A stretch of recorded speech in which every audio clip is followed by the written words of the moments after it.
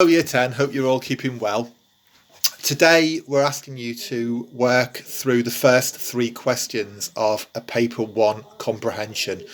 That's a fiction-based comprehension where you get a story and 5 questions. Now we just want you to work on the first 3 questions, okay?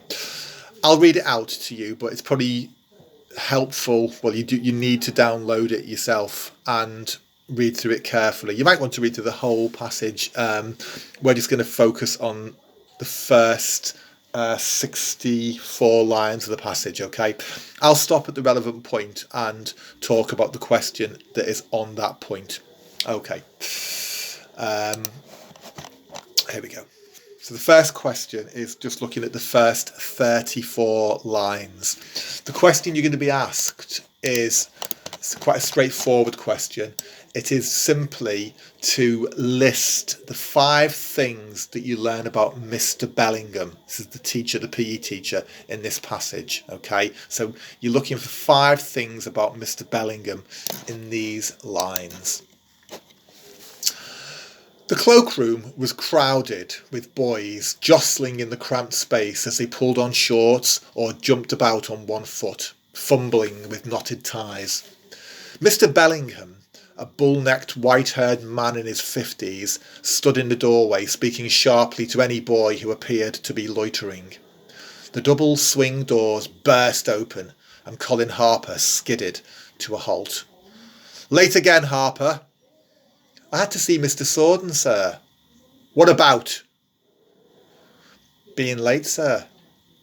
Mr. Bellingham closed his eyes. "Why did I ask that?" He opened them again. "Well, go on then. Get ready, don't just stand there." Raising his voice, he turned to the rest of the class. "Lesson'll be over before some of you lot get started." Colin began to get undressed. Mr. Bellingham looked around the room. Lorimer still had his shirt on. "Why aren't you changed, Lorimer?" "I am changed, sir." Lorimer was very fat with a high-pitched voice. Some of the boys exchanged bright, alert glances. "Don't argue with me, lad. You are not changed. Changed you are not." Lorimer's watery grey eyes slid away. "Where's your football shirt?" "I haven't got one, sir." "Gym shirt?" "I haven't brought it, sir." "Why not?" "It isn't gym, sir." "Are you trying to be funny?" "No, sir." Mr. Bellingham took a deep breath. "Why haven't you got a football shirt?" "Forgot it, sir." "Lorimer, you're hopeless. What are you?" "Hopeless." "Hopeless what?" "Hopeless, sir." It's every lesson the same, isn't it? "Forgot it, sir. Can't find it, sir. 3 bags full, sir," sneered Bellingham.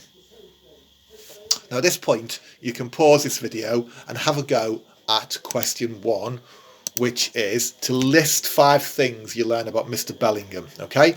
And it is a list. It's not a big long paragraph. It's just 5 bullet points, okay? A couple of words per bullet point. You're not asked to give detailed answers. Don't copy out whole sentences or quotations. Just keep it nice and brief, okay? So if you want to pause this now and have a go at number 1, okay?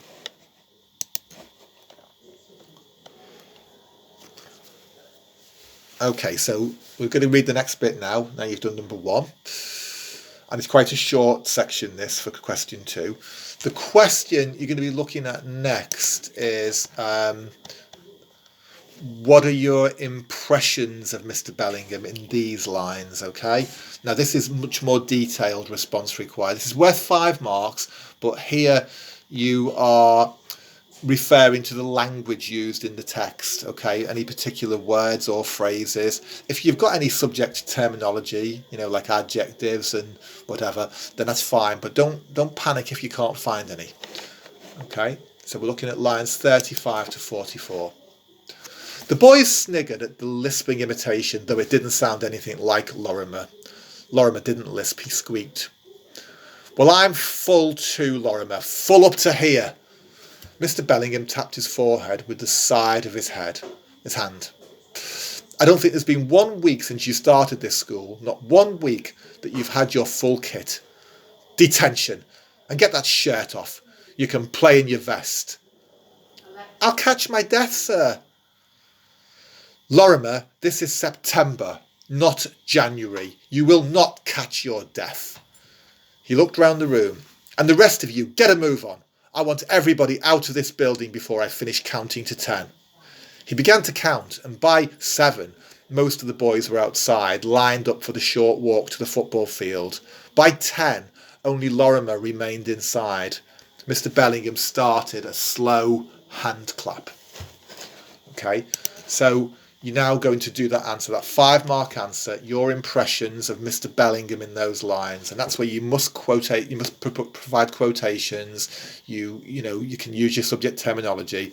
A bit more of a detailed answer. You write it as a paragraph. Yeah, okay. And if you want to pause this now and have a go at that. Okay. I'm assuming you've done number 2 now. So question 3, a bit of a longer passage now. It's 20 lines or so, lines 45 to 64. And the question you're going to do for this next passage is, how does the writer try to make us feel sorry for Lorimer? This is the boy who's not got his kit in these lines. It's a 10-marker.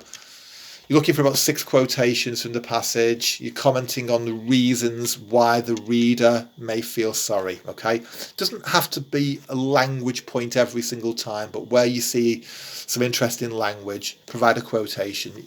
Terminology-wise, if you know terminology, great, but it's okay to say the word, the phrase, whatever, the adjective. Okay, here goes. So this is lines 45 to 64. At last Lorimer emerged slowly, an inch at a time, rubbing his crossed arms and squinting at the sky. Get a move on. Lorimer lowered his arms to reveal holes in his string vest. Several boys wolf whistled. All right, Mr. Bellingham said, that'll do. But he was grinning as he said it. None of the boys took any notice, but continued to clap as Lorimer, red-faced and on the verge of tears, walked to the back of the line. Hurry up!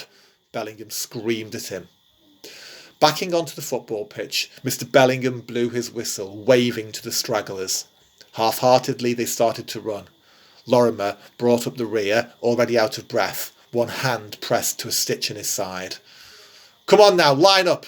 Abbott and Kennedy, you pick the teams. Abbott, you start. And don't take all day about it. It's not the World Cup. He turned away, muttering, God help England if it was.